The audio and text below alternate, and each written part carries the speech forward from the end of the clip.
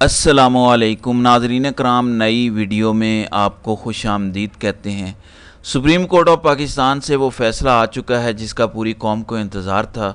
शायद पूरे मुल्क की अदालतें और पूरे मुल्क के जजेस मिलकर भी इतना बड़ा फ़ैसला ना दे पाते जितना बड़ा फ़ैसला अकेले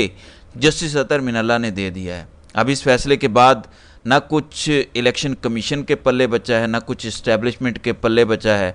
जो हुकूमत फार्म 45 और फार्म 47 पे कायम है और काजी फायज ईसा की एक्सटेंशन जो है, ये सारी की सारी चीज़ें मलिया मेट कर दी हैं आज जस्टिस अतर मिनल्ला ने। जस्टिस अतर मिनल्ला ने 4 सफ़ात पर मुश्तमिल एक इजाफी नोट लिखा है और ये हैरान कुन चीज़ है।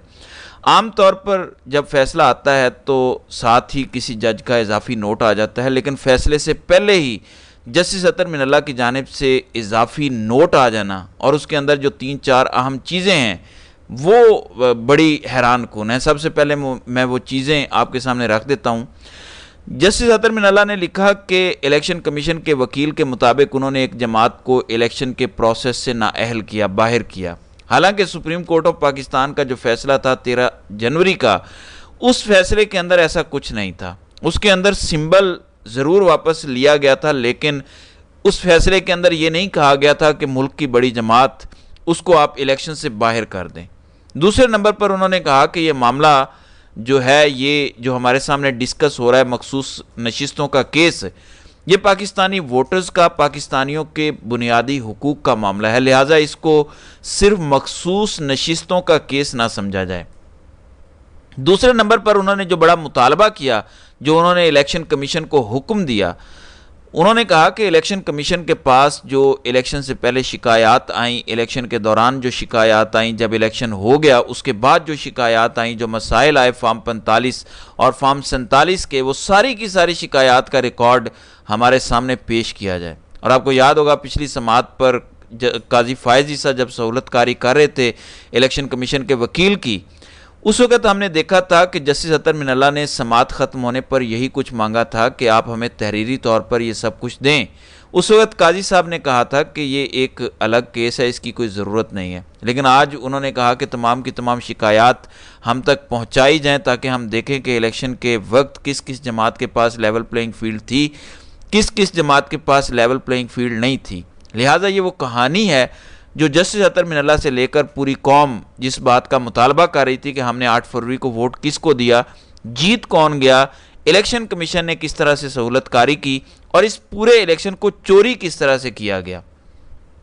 आपको याद होगा तकरीबन 3-4 दफ़ा बार बार जस्टिस अतर मिनल्ला ने कहा कि इस मामले पर सोमोटो लें। ये 8 फरवरी के इलेक्शन के हवाले से हमारे पास पटिशन पड़ी है और आज की तारीख में सबसे बड़ी पटिशन और सबसे अहम पटिशन यही है कि 8 फरवरी को इलेक्शन कैसे हुए। 8 फरवरी का इलेक्शन फ्री एंड फेयर नहीं था, लिहाजा उसको देखने की ज़रूरत है। और उन्होंने कहा कि इस बेंच के सामने ही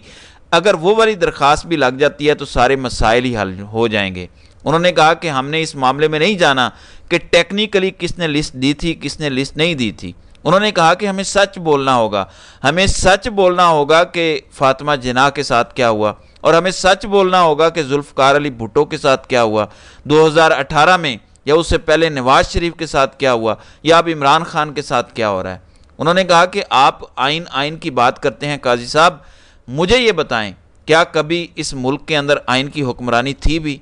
अब कुछ पॉइंट्स भी मैं आपके सामने रख देता हूं जो रिपोर्ट हुए हैं, जो जस्टिस अतर मिनल्ला के फैसले में मौजूद हैं। एक तो जस्टिस अतर मिनल्ला ने रिकॉर्ड तलब कर लिया है जो 8 फरवरी को इलेक्शन हुए। दूसरे नंबर पे वकील इलेक्शन कमीशन के दलाइल के बाद वोटर्स की हमीयत और हुकूक पर असरात से मुतालिक सवालात उठ गए हैं। इंतखाबी अमल की कानूनी हैसियत से मुतालिक सवालात उठे हैं। उन्होंने कहा कि बादिउन नज़र में सुप्रीम कोर्ट का फैसला किसी जमात को नाअहल करार देने के लिए नहीं था। अदालती फैसले की गलत तशरीह से बड़ी सियासी जमात को इंतखाबी अमल से निकाल कर वोटर्स को उनके बुनियादी हुकूक से महरूम कर दिया गया। और साथ ही उन्होंने कहा कि मखसूस नशिस्तों का केस सिर्फ नशिस्तों का नहीं बल्कि असल स्टेक होल्डर्स यानी अवाम के बुनियादी आइनी हुकूक का केस है। और उन्होंने कहा कि 8 फरवरी के इंतखाबात में तमाम सियासी जमातों के लिए लेवल प्लेइंग फील्ड थी या नहीं थी, तो इसका भी उन्होंने जवाब मांगा है। एक तो उन्होंने काजी का फैसला खोल के रख दिया और उन्होंने कहा कि काजी का फैसला गलत इस्तेमाल हुआ। دوسرے نمبر پہ اگر یہ سارا ریکارڈ سامنے آ جاتا ہے تو اس کے بعد اب کیا صورتحال ہوگی؟ اب کوشش یہ ہو رہی تھی، دھیان سے سنیے گا، کوشش یہ ہو رہی تھی، جو مختلف سینئر صحافی بتاتے ہیں کہ قاضی صاحب نے سماعت 3-4 دن کے لیے ملتوی اس لیے کی کہ ان کے پاس اکثریت نہیں تھی، یعنی قاضی صاحب کے حق میں فیصلہ نہیں جا رہا تھا، قاضی صاحب کو ایکسٹینشن ملنے کے چانسز ختم ہو رہے تھے کیونکہ الیکشن کمیشن کا وکیل مکمل طور پر پھنس چکا تھا، لہٰذا قاضی صاحب نے اپنے ساتھی ججز کو منانے کے لیے یا لابنگ کرنے کے لیے یہ سارا کچھ کیا ہے، یا ہو سکتا ہے ایجنسیز کو یا اسٹیبلشمنٹ کو انہوں نے بتایا ہو کہ 3-4 دن کا ٹائم میں نے دے دیا ہے، اگر آپ ججز کو مینج کر سکتے ہیں تو آپ مینج کر لیں۔ اب جب فیصلے سے پہلے جسٹس اطہر من اللہ کا یہ نوٹ آ گیا ہے اور جسٹس اطہر من اللہ نے ایک قسم کا اپنا مائنڈ بھی شو کر دیا جو پہلے دن سے ان کا مائنڈ واضح تھا، لہٰذا اب وہ ججز جو ڈبل مائنڈڈ تھے کہ ادھر جائیں یا ادھر جائیں، کیا کریں، قاضی کی لاج رکھیں نہ رکھیں، لہٰذا اب ان کا مائنڈ بھی بڑا واضح ہو جائے گا۔ آپ کو یاد ہوگا جب اسلام آباد ہائی کورٹ کے 6 ججز نے خط لکھ دیا تھا، اس کے بعد پورے ملک کے ججز کھڑے ہو گئے، لہٰذا پہلا پتھر کون مارتا ہے، پہلی بار علم بغاوت کون بلند کرتا ہے، پہلی بار سپریم کورٹ میں آواز کون اٹھاتا ہے، لہٰذا اب فرض بنتا ہے جسٹس منیب اختر اور جسٹس منصور علی شاہ کا کہ وہ بھی یہی مطالبہ کریں، سو موٹو کا مطالبہ کریں، یا اگر سو موٹو کا مطالبہ نہیں کرتے تو ساتھ ہی جو پٹیشن پڑی ہے پی ٹی آئی کی 8 فروری کے الیکشن کے حوالے سے وہ پٹیشن بھی لگائی جائے، کیونکہ حکومت نے جو واردات ڈال دی ہے، انہوں نے الیکشن ترمیمی ایکٹ بل کو منظور کر لیا کہ ریٹائرڈ ججز اب ٹریبیونل میں کیسز سنیں گے۔ پہلے وہ آرڈیننس لے کر آئے تھے، انہیں پتا تھا یہ نہیں چلنے والا، تو انہوں نے بل منظور کر لیا، الیکشن ٹریبیونل کے اندر ریٹائرڈ جج بھی لگائے جا سکتے ہیں، کیونکہ حاضر سروس ججز کے پاس ٹائم نہیں ہوتا، لہٰذا اگر معاملات ٹریبیونل کے اندر گئے اور ریٹائرڈ ججز کے سامنے چلے گئے تو پھر اس الیکشن کی کبھی بھی تحقیقات نہیں ہو سکیں گی۔ اب سپریم کورٹ کا حق بنتا ہے کہ وہ اس پر نوٹس لے، اور آج پی ٹی آئی نے ایک اور درخواست بھی قاضی صاحب کے آگے لگا دی۔ ایک تو انہوں نے یہ درخواست دی ہے کہ ہمیں ان مخصوص نشستوں والے کیس کے اندر فریق بنایا جائے، دوسری سنی اتحاد کونسل نے آج ریکارڈ پیش کیا ہے کہ کس طرح 2019 کے اندر باپ پارٹی کو سیٹیں ملیں، انہوں نے لسٹ بھی جمع نہیں کرائی تھی، الیکشن بھی نہیں لڑا تھا، اور آج پی ٹی آئی نے ایک اور درخواست بھی قاضی صاحب کے سامنے پیش کر دی ہے کہ پی ٹی آئی کا جو بلے کا نشان واپس لیا گیا 13 جنوری 2024 کو، جو سیاہ ترین فیصلہ ہوا تھا، اس فیصلے کی ریویو پٹیشن پینڈنگ ہے، وہ ریویو پٹیشن بھی اس 13 رکنی بینچ کے سامنے لائی جائے، لہٰذا وہ ساری چیزیں جو بھی الیکشن سے جڑی ہیں، الیکشن کمیشن سے جڑی ہیں، انتخابی دھاندلی سے جڑی ہیں، وہ ساری کی ساری منظر عام پر آتی جا رہی ہیں، اور اس حکومت کا، اس اسٹیبلشمنٹ کا یا قاضی کا چلنا مشکل ہو چکا ہے۔ میں ایک چیز آپ کے سامنے رکھتا ہوں، یہ کچھ ہو نہ ہو جو انہوں نے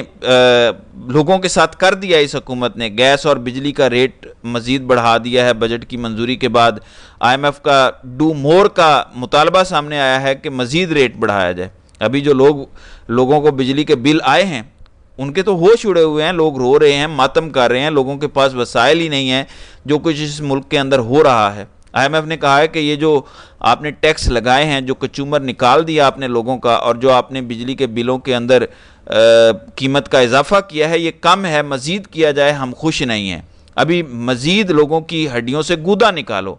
آپ اندازہ کریں، وہی شیخ رشید والی بات کے حالات ایسے ہیں کہ پھر کینیا والی فلم پاکستان میں دہرائی جائے گی، جیسے آئی ایم ایف کے کہنے پہ کینیا نے ٹیکس لگائے اور قوم کھڑی ہو گئی، انہوں نے پارلیمنٹ کو ہی آگ لگا دی، اور جو کچھ انہوں نے کیا پھر کینین صدر کو وہ ٹیکس واپس لینے پڑے۔ لہٰذا آئی ایم ایف کہہ رہا ہے کہ جو آپ نے اتنا کچومر نکالا ہے کہ جس کا 1000 بل آتا تھا اس کا 40,000 بل آ رہا ہے، اور لوگ زیور بیچ کر بھی بجلی کے بل ادا نہیں کر پا رہے، آئی ایم ایف کہتا ہے کہ ابھی تو پارٹی شروع ہوئی ہے، ابھی تو آپ کچھ بھی نہیں کر رہے، مزید کریں۔ لہٰذا